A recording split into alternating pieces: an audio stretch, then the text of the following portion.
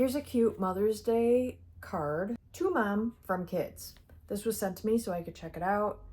So this is actually a little box, and you open it up and you've got the card that's wrapped, and that is to protect these little details here because they're like hovering a little bit. I'll show you. See, they're like elevated off of the card a little bit, so it makes them pop. It's super cute. It says, "You are my super mom, cape or no cape, you always save the day."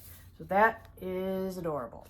So it is blank inside, so the child is also going to have to write their own message or just color and, you know, draw a picture or something.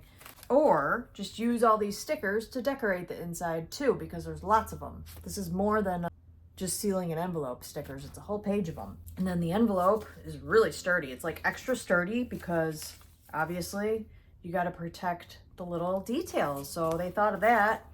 There's a little heart in the corner, and then that's really cute when you open it. Lots of details there that say Happy Mother's Day. Pretty.